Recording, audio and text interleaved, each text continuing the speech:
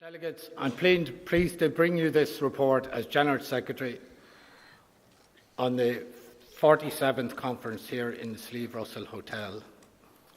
We can leave the next part out. I would like to especially, I want to thank the Cavan, Monaghan Mental Health and Intellectual Disability branches for hosting the conference.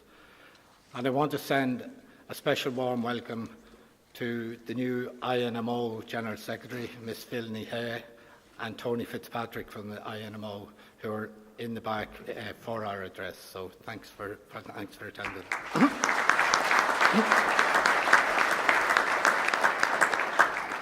And I wish Phil all the best in her new role.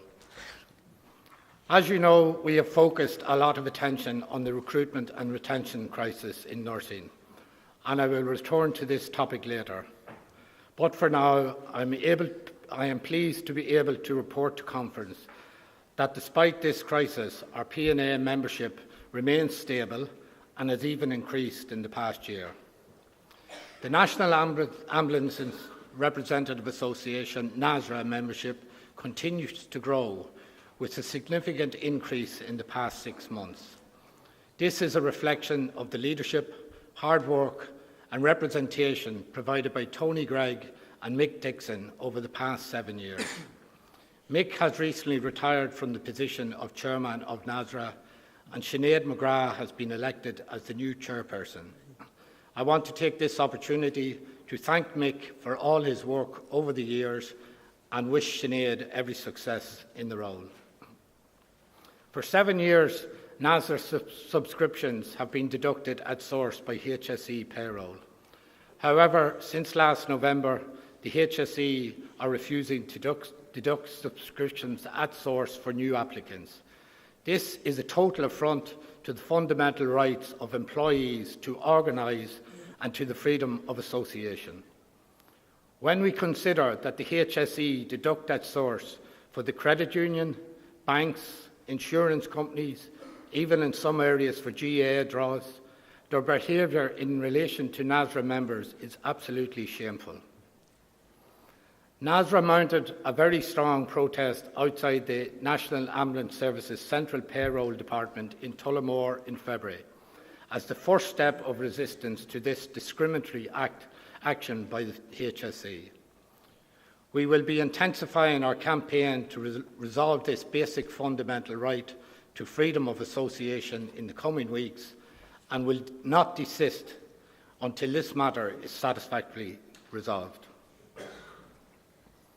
I will be insisting that the HSE respect the wishes of paramedics nationally to join the union of their choice and to recommence the deductions forthwith. IFESA continues its work on behalf of its members, despite a disappointment outcome in the Court of Appeal on the issue of union recognition. Delegates, the inadequacies and underinvestment in the child and adolescent mental health services have been highlighted at conference for many years and in numerous other forums. I took the opportunity last June to outline the PNA's serious concerns regarding CAMS to the Joint Oireachtas Committee on Children and Adolescent Mental Health Services on no less than 2 occasions. This was an important opportunity to outline the inadequate service provision for the children and adolescents experiencing mental health problems in Ireland. For a country that purports again and again to put the best interests of our children first, the report from the committee published in October 2017 highlighted some stark facts. According to the United Nations Children's Emergency Report, Building the Future, published last year, when compared to 37 nations in the developed world, Ireland has the 4th highest teenage suicide rate. Current research would suggest that 1 in 3 young people in Ireland will have experienced some type of mental health problem by age 13, and this will have increased to 1 in 2 by the age of 24. At the same time, the child and adolescent population has increased by 21% since the publication of Vision for Change in 2006. The increase in demand for services has resulted in long waiting lists. In October 2016, 2,080 children were waiting to be seen, with over 170 of those waiting for over 12 months. At the end of March 2017, 51% of referrals to CAMHS were waiting for over 3 months for a first appointment. Our recently conducted research in conjunction with the RCSI demonstrates that only 37% of multidisciplinary teams are resourced in line with Vision for Change recommendations. Only 53% of liaison teams are in operation. We also know there is a shortfall of at least 20 MDT teams nationally as per Vision for Change. For example, Dublin North City and County should have 13 teams but have only 8. There are only 4 day hospitals nationally, a shortfall of 11. Vision for Change recommended 100 beds nationally, but considering the growth in the child and adolescent population and demand for services, this number needs to be increased by at least 25%. However, at present, there are only 67 beds in operation. To make matters worse, this was reduced by 11 last year for 4 months, with the closure of 11 beds in Lindara, Dublin, due to nursing shortages. Can you believe it? We all know too well that the lack of CAMHS beds ultimately leads to the totally unacceptable admission of children to adult admission units, and there has been a great deal of media focus on this issue in the past year. In 2016, 68 out of 509 children admissions were admitted to adult psychiatric units. This represents 1 in 7 of all admissions, and the indications are, despite all the rhetoric and lip service paid to addressing child and adolescent mental health, that these numbers are not reducing. The provision of services in CAMHS is in crisis due to an increase in population, an increase in demand, lack of funding, lack of nurses, the inability of our services to retain nurses, the shortage of child and adolescent psychiatrists. This crisis, and by any standards this is indeed a crisis, needs to be addressed urgently with the provision of sufficient beds, plus fully resourced MDT teams, and the provision of 11 more day hospitals, home-based treatment teams and out-of-hours services. One of the recommendations of the Joint Oireachtas Committee report to alleviate the waiting lists was for nurses to do first-time assessments. We welcome this recommendation. However, the nurses would need to be practising at advanced nurse practitioner level, and I believe this should be pursued without delay. The proclamation of the Irish Republic 1916 declared that we must cherish all our children equally. This crisis in CAMHS is a total affront to that vision. Failure to address this crisis is not an option, and we as a union representing nurses who deal with the realities of child and adolescent mental health and the impact it has on parents and families are determined to have this crisis resolved once and for all.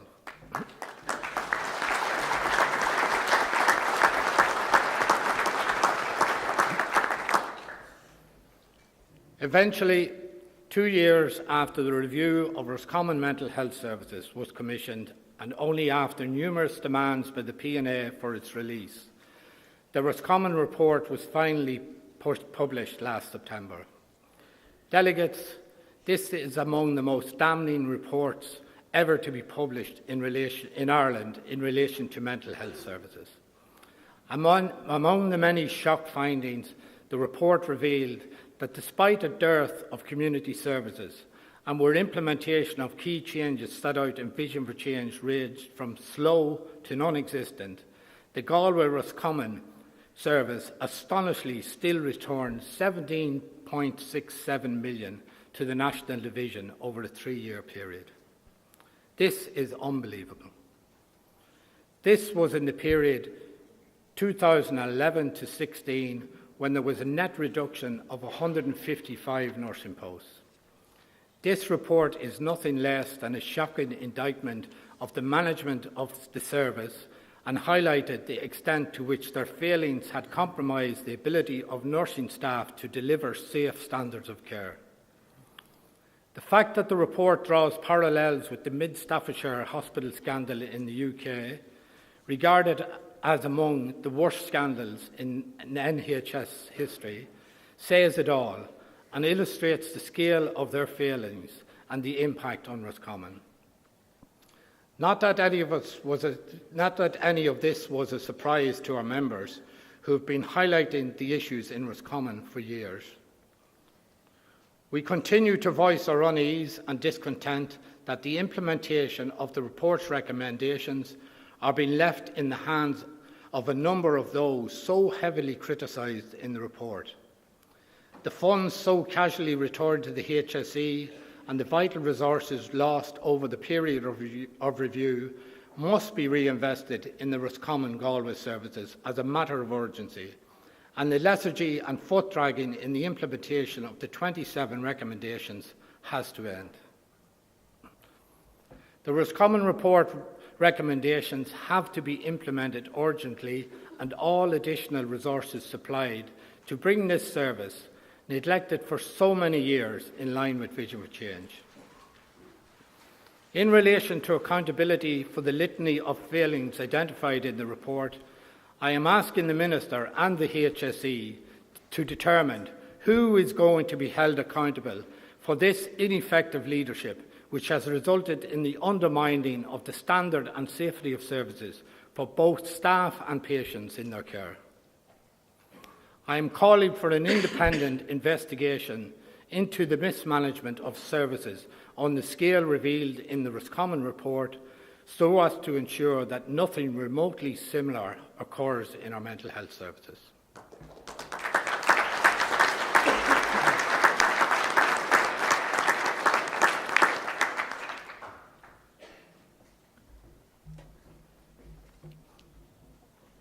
As in many other areas of her services, it is abundantly clear that little has been learned from this report.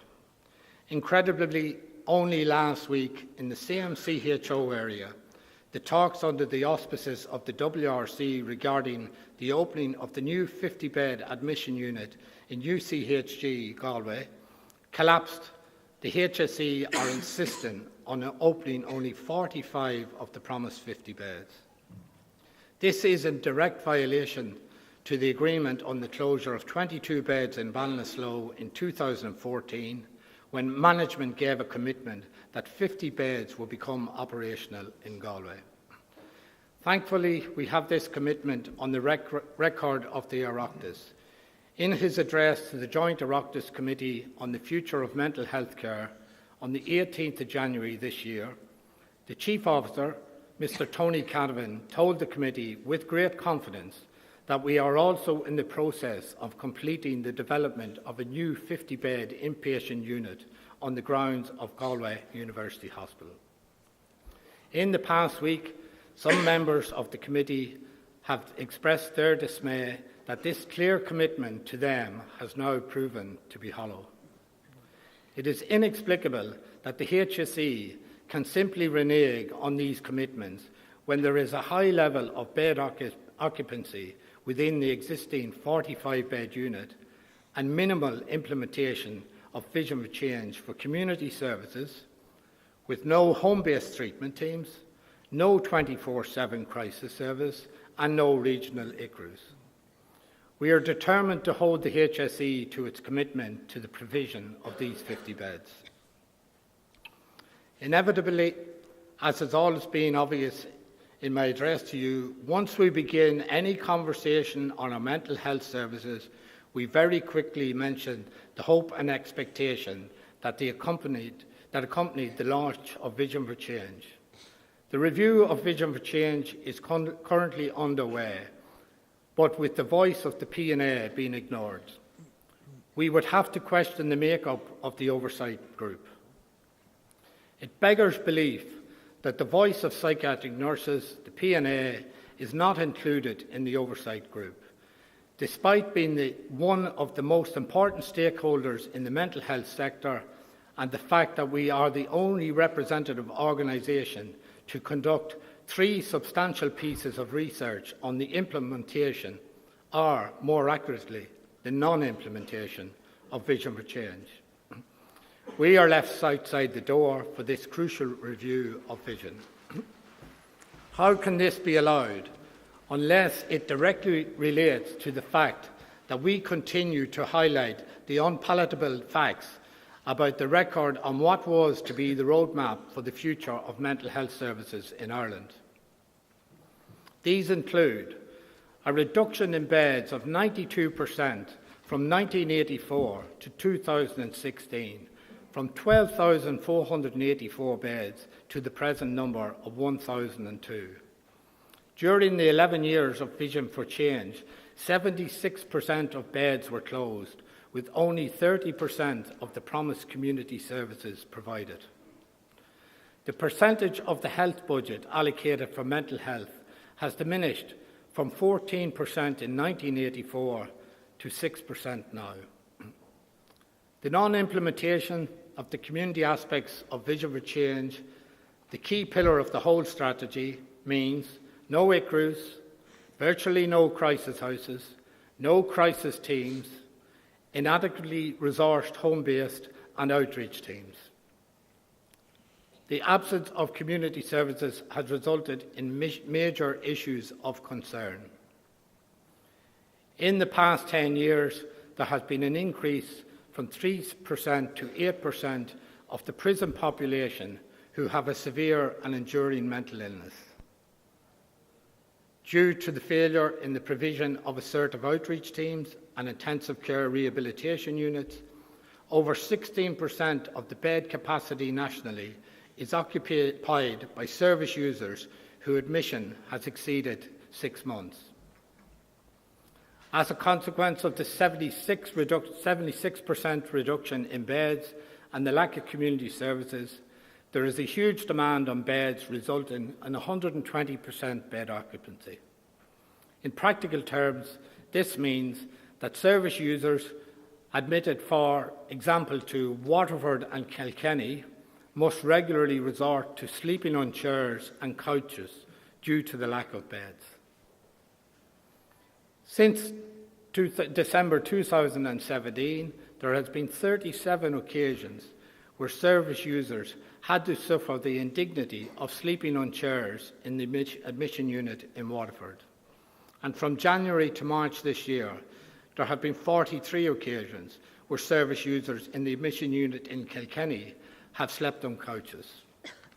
We know, because we have kept meticulous records of this unacceptable practice.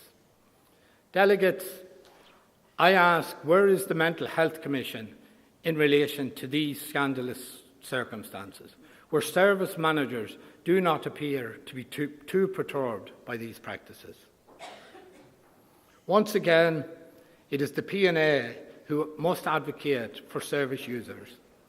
Our members in Waterford and Kilkenny have decided that they will not tolerate this inhumane treatment of service users and are currently engaged in industrial action until they achieve a robust capacity protocol that could not be simpler. No bed, no admission.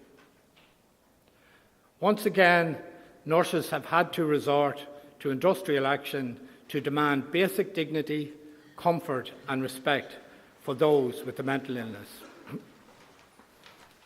Our industrial action will be escalated in both services next week, where we will be asking all members to withdraw all goodwill, to include not making themselves available for overtime. I want to take this opportunity to commend both PNA branches on their action to date, and once again our members have shown a commitment to advocating for those in our care.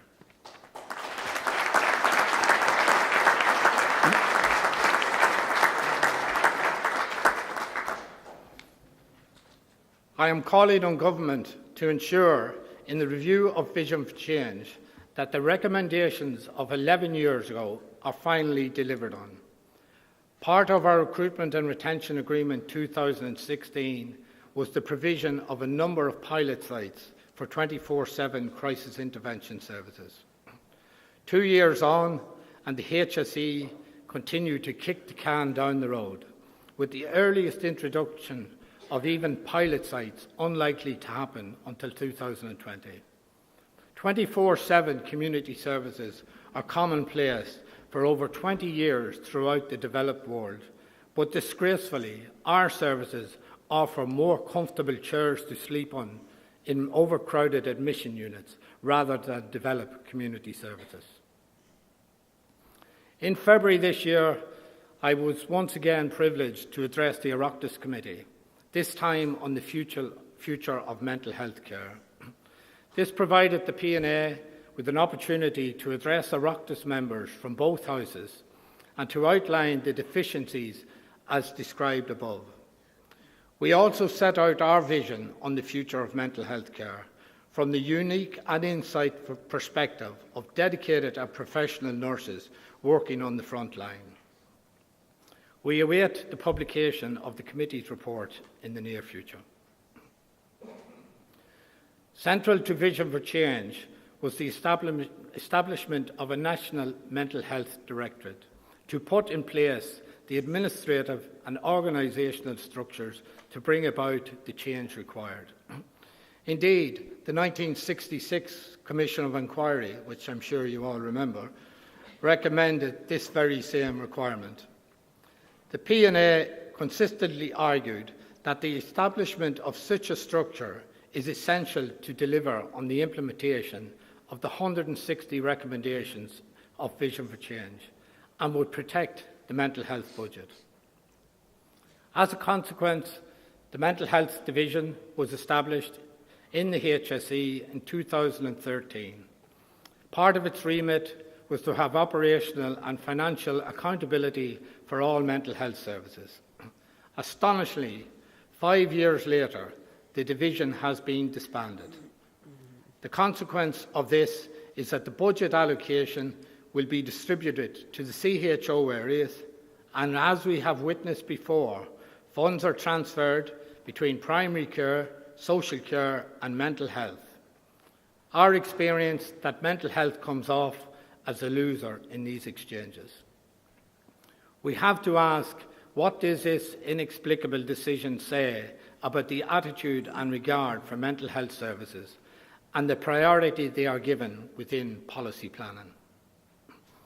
By any standards, this is clearly a retrograde step for the provision of mental health, and I am calling on the Minister to re-establish a specific division directorate for mental health as recommended 52 years ago and reinforced 11 years ago in Vision for Change.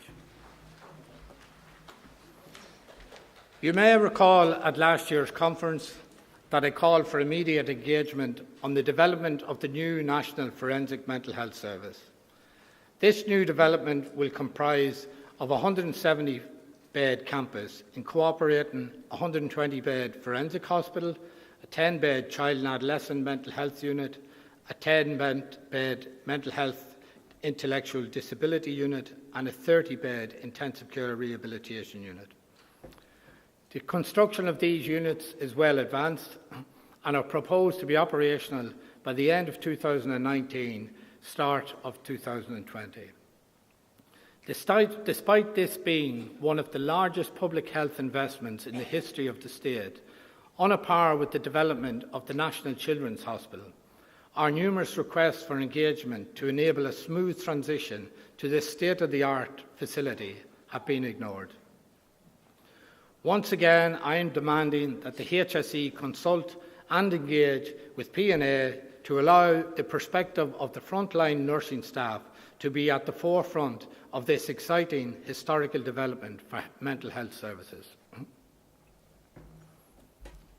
Last year, St Patrick's Hospital Management unilaterally decided to close the defined benefit pension scheme with effect from June 2017. This blatant undermining of our members and other union members' rights and expectations was met with a great show of anger and solidarity. The PNA in St Patrick's were to the forefront in leading the inter-union group to resist this move. And I want to commend Owen Ward, Kate Toomey and Shane McCarran in particular for their leadership in that campaign.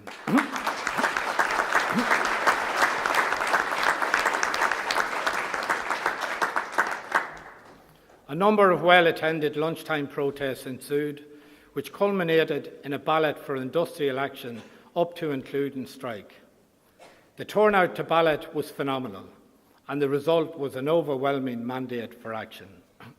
Failure to resolve the matter locally led to a referral to the Workplace Relations Commission, resulting in an acceptable outcome for those affected. Considering this dispute affected approximately 30% of members, all our members stood together and in solidarity with the other unions. The unity of staff demonstrated all the great qualities of trade unionism, and I wish to commend the branch for all their commitment and hard work. We also owe a special thank you to a man well known to us, Seamus Murphy, who came out of retirement to bring his particular expertise to this complex issue, and to the actuary advisor to the inter-union group, Joe Byrne. Intellectual disability services continue to experience transition and change throughout the country. Continuing problems with the recruitment and retention of RNIDs has increased the burden on already overworked and undervalued nurses in this sector. The uncertainty of the future role of the RNID has only served to further exacerbate this problem. It has been over 4 years since the commencement of the steering group tasked with identifying the future needs and direction of the ID nurse. Over 18 months since the completion of the draft report, the Shaping the Future of Intellectual Disability Nursing in Ireland has yet to be published by the HSE. This delay in publication is a disservice to people with an intellectual disability and denies them nurse-led, person-centred quality care. I have written to the Minister and the HSE insisting on the publication of this report as a matter of urgency. In my address to conference last year, I highlighted the dearth of advanced nurse practitioners in mental health services. Unfortunately, this year, I am to highlight the same problem which exists in intellectual disability services. Despite many RNIDs pursuing education to postgraduate diploma and master's level, there appears to be an unwillingness on the part of the ID services hierarchy to utilise the leadership and professionalism of these highly educated nurses. Indeed, in a recent meeting with a senior manager of an intellectual disability service, described one particular specialist RNID role as a luxury within the service. This is absurd. The PNA believe that specialist RNID roles are an essential part of the delivery of a professional service for people with an intellectual disability, and will continue to demand more such roles for intellectual disability nurses. A delegation from the PNA met with the Minister for Disabilities, Mr Finian McGrath, last November to discuss issues specific to the ID sector. This was a worthwhile meeting which served to inform the Minister of some of the challenges faced by staff providing services for people with intellectual disabilities. Some of the issues discussed were the delay in the publication of the Shaping the Future of Intellectual Disability Nursing in Ireland, issues pertaining to medication management within intellectual disability services, recruitment and retention of nursing staff in intellectual disability service, and the non-payment of increments within some Section 39 services. Since last year's conference, members working in ID services have held 2 meetings to discuss issues on a national level. These meetings have provided members with an opportunity to highlight local and national issues, compare services and strategies for dealing with common problems. Further such meetings will continue throughout the coming year to inform and enable us to address the ongoing problems in this service. I wish to congratulate Liam Hamill, St Edith's Service, and Catherine Cokyman from the Kildare Mental Health Services on their election onto NIMBY in the categories of Intellectual Disability Rep and Mental Health Rep, respectively.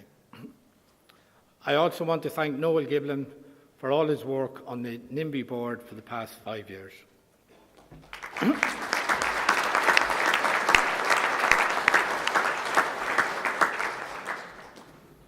However, I have major concerns over the financial operations of NMBI.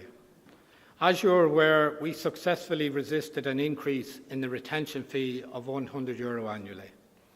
One would question how these fees are being spent. Upon reviewing the most recent statements from NIMBY, I find the amount of money spent on legal fees in relation to fitness to practice to be highly questionable. That figure amounts to $3,145,000 plus in 2016, an increase of 31% from the previous year. Total expenditure for 2016 was a staggering €8,842,621, of which the fitness to practice legal fees equates to 36.7% of total expenditure. Protecting patients and members of the public is at the heart of the role of the NIMBY, and in the CEO's words, NIMBY is focusing on strengthening our reputation with our registrants, the public and our stakeholders.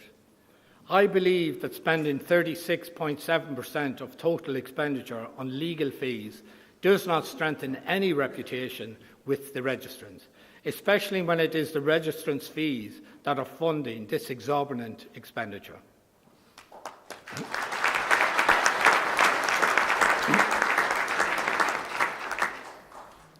If a nurse is unfortunate enough to be referred to fitness to practice, they are likely to be represented by their union official and a solicitor. Yet NIMBY will have 2 barristers or senior counsels and 1 to 2 solicitors advising the CEO and the Fitness to Practice Committee. This disproportionate representation has got to stop, and as our Treasurer alluded to this morning, it feels more like a criminal process than a fair procedures process. The key purpose of NIMBY is to protect the public, not to subject nurses to such high levels of legalities. I am demanding that the Nursing Board urgently review how the fitness to practice process is conducted and how it can minimise the use of legal personnel.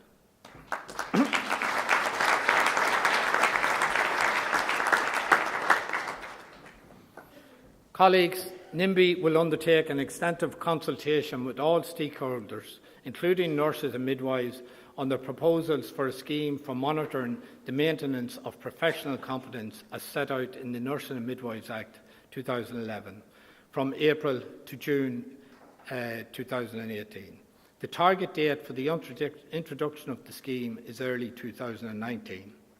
The PNA, in collaboration with the Faculty of Nursing, have developed training programmes to assist members to fulfil their CPD requirements.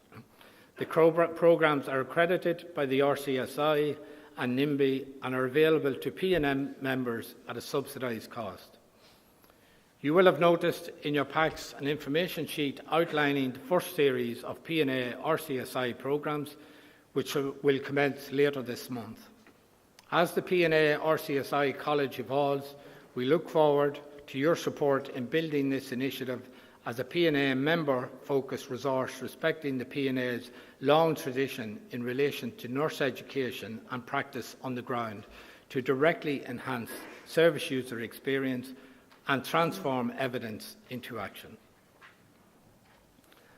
As Horatio moves towards its 13th year, the Office of Board are once again delighted to sponsor colleagues in participating in the forthcoming Horatio Congress, Safe Settings, in the beautiful Faroe Islands next month, where mental health nurses from more than 15 nurses worldwide will meet in Tórshavn.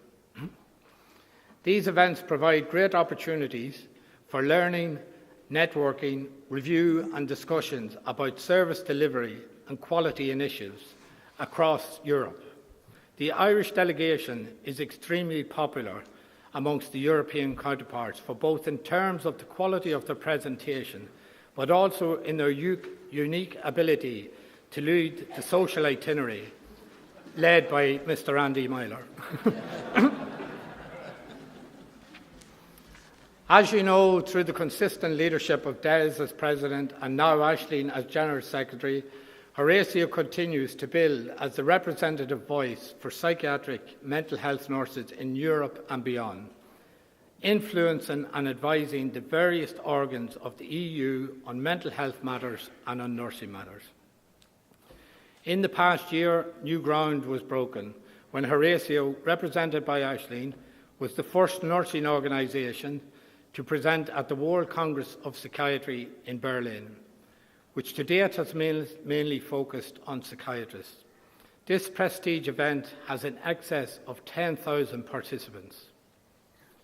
Horatio is also the only nursing representative voice at EU forums which develops principles and recommendations in relation to mental health care across Europe. Horatio's ever-increasing networks ensure the presence of a respected psychiatric mental health nursing voice to improve the quality of the services provided. Now that we are emerging from probably the greatest recession to hit our country, in which frontline workers' pay and terms and conditions were severely cut, it is now time to not only restore those cuts, but also to ensure a decent and well-deserved salary for nurses.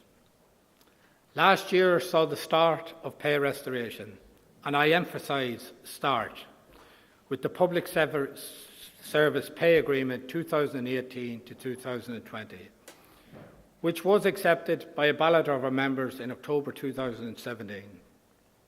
This agreement is an extension of the Lansdowne Road Agreement and applies from January 18 to December 20. The key elements of the agreement are pay restoration of 5.75% for the vast majority of nurses over the period of the agreement, the conversion of the pension-related deductions, better known as pension levy, into an additional permanent pension contribution.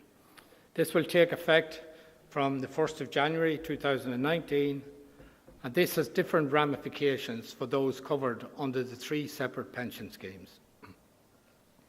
A benefit of €575 for standard accrual members, that is 2014 to 2004 to 2013 entrants.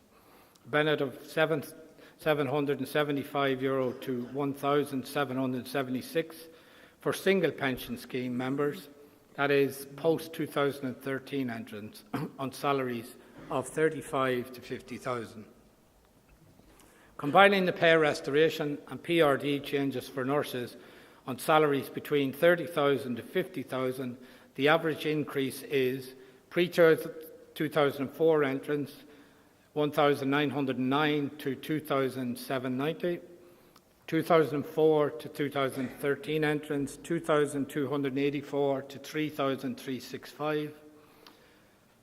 A key component of the agreement and the PNA acceptance of the agreement was the assurance that a process would commence to address the recruitment and retention crisis in nursing, to be chaired by the Public Service Pay Commission. The process commenced in October 2017 and the PNA forwarded a detailed submission. Some of the key elements of our submission I will now address. A comparison using purchasing power parity, PPP, for the main destination countries for Irish nurses shows Irish nurses have the lowest purchasing power using PPP as recognised by the International Council of Nursing. For example, Canada 27.13 per hour, Australia 21.10 per hour, and Ireland 16.66 per hour. According to the Department of Health, the top 5 destinations for Irish nurses emigrating are Australia, UK, US, Canada and New Zealand. The Nursing and Midwifery Board of Ireland showed a total of 1,059 nurses and midwives sought certificates of current professional status in 2016, documents which verify their qualifications and are sought by nurses when they intend to work overseas. This is a strong indication of the nurses' intention to work abroad. The UK has 24,000 nursing vacancies, and this is expected to increase after Brexit. Mr. Jim Campbell, Director of the World Health Organization Workforce Department, speaking at the Global Forum on Human Resources for Health held in Dublin in November last year, raised his concerns that post-Brexit, the UK may try to fill gaps left by EU migrant health workers by attracting nurses from Ireland under the traditional UK bilateral agreement. The UK are offering packages such as €8,000 relocation costs, over 5 times the HSE Bring Them Home package of €1,500, which only generated 6 psychiatric nurses. They've lots of educational opportunities, low-cost accommodation, a 37.5-hour week. Another key factor in the lack of service development is the crisis in recruitment and retention of psychiatric nurses. In December 2016, HSE figures showed that there are 885 psychiatric nurses over 55 and 867 nurses aged between 50 and 54. Under fast accrual, potentially 885 psychiatric nurses may retire immediately, whilst a further 867 may retire within the next 5 years. This is a total of 1,752, which equates to amazingly 34.2% of the mental health nursing workforce.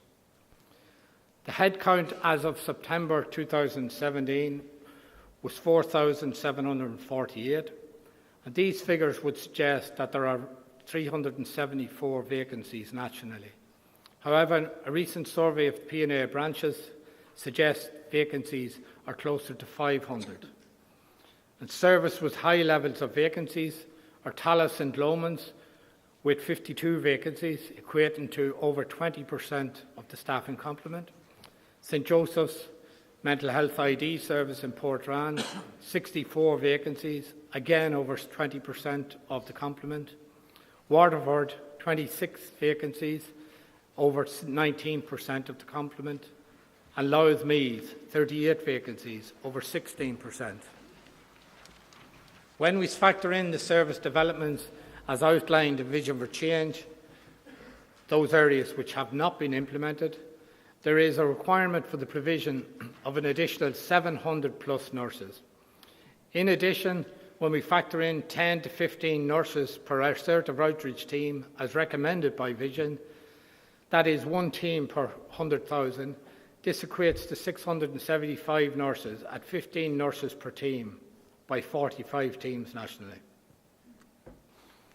In August 2017, the HSE figures reveal that only 93 staff were recruited that year, despite soaring demand in all areas of the mental health services.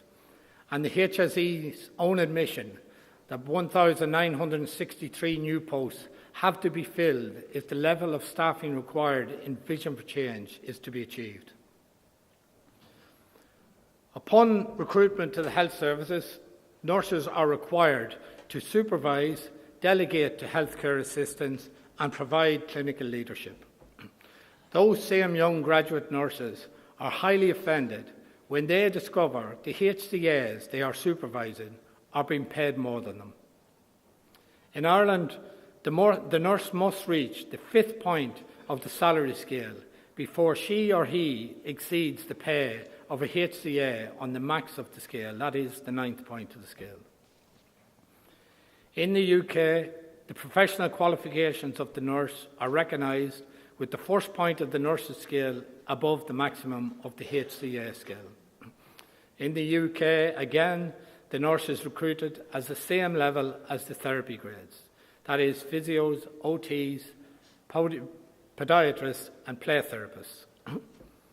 In Ireland, the nurse is treated as a lesser professional than the therapy grade. It is the PNA's view that the staff nurse scale must start at a point higher than that of the HCA. Example 35,319, the first point of the therapy grade scale. Having regard to the comparable minimum qualifications, the honours degree, the role and responsibilities, the therapy grade salary scale should be applied in its entirety to nursing. The development of the staff nurse scale in this way would enhance recruitment and retention. The mental health service is in dire need of psychiatric nurses who will join and stay in the public system after qualifying. One of the most significant consequences of the recession, the decisions of government to cut public sector pay, the graduate scheme, and the enforcement of a recruitment embargo was the creation of a culture of nurse graduate emigration. For those who were unable to emigrate or choose to remain at home, the private sector continues to offer exciting and financially rewarding opportunities. There can be only one outcome for our mental health service. The current crisis in nursing will get significantly worse in the next few years. Should the Public Service Pay Commission fail to recommend remedial pay measures, then the chance of this country to resolve this crisis will be lost for a generation, with horrendous implications for the delivery and development of mental health services and patient care. And just going back to the motion that was passed this morning, we welcome that motion that if there is not substantial pay measures in the report from the Public Service Commission due in June, we will plan to ballot for industrial action up to include strike. And that, when that report is published, we also plan to liaise with our colleagues in the INMO with a view to taking a joint approach to the pay issue and the recruitment and retention of nurses.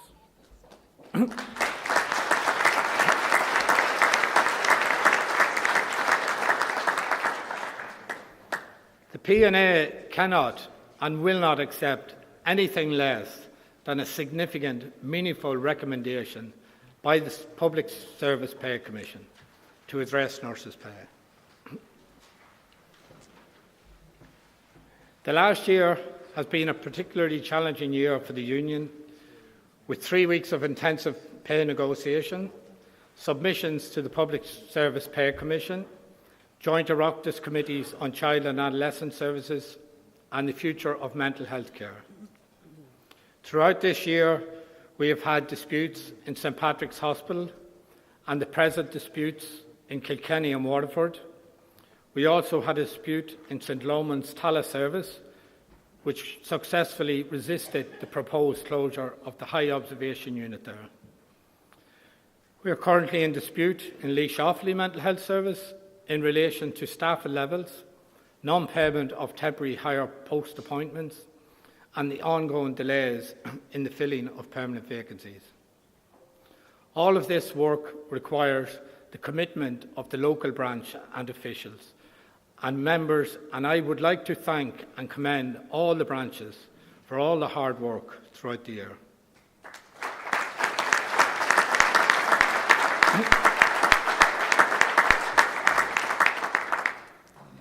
I also want to thank the Officer Board under the leadership of our first female chairperson, or chairman, Tracy Quigley.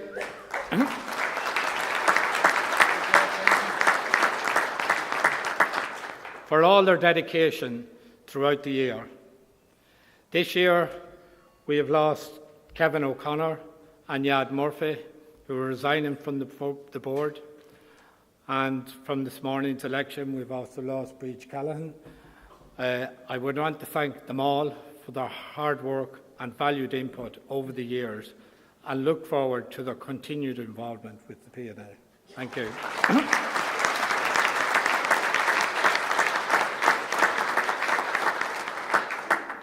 And I want to welcome our 3 new members to the board: Sandra Forrestal from Kilkenny, Dennis Meehan from Clare, and Damien Conlon from Galway. Congratulations.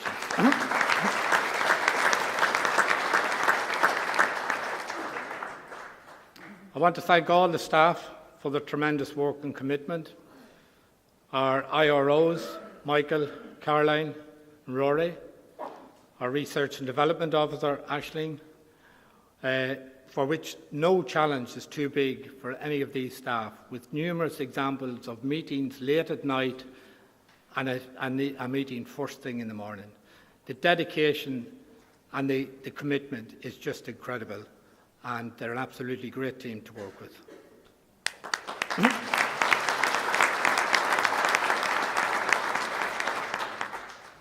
I also want to thank the office staff, Elaine and Paula, and Pauline, our latest recruit. Again, the amount of work and work ethic is just incredible. And once again, they go over the top. You could see them in the office at any hour, day or night, Saturday, Sunday, bank holidays. And the amount of work they put in to conferences over the years and this year, highly commendable, and want to give you a great thank you for all your efforts.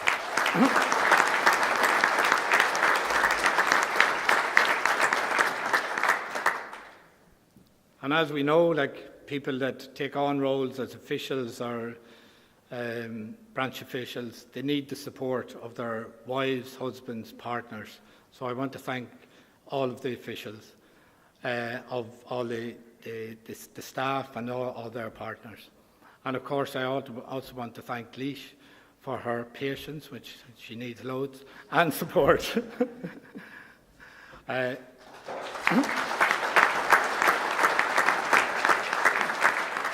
Just to finish, delegates, we face many challenges in the next year, particularly in relation to pay, staff shortages and inadequate service provision. However, I have no doubt that with the support and commitment of you, the delegates, the Officer Board and full-time officials, we will face these challenges with the well-renowned PNA, persistence and resilience. Thank you.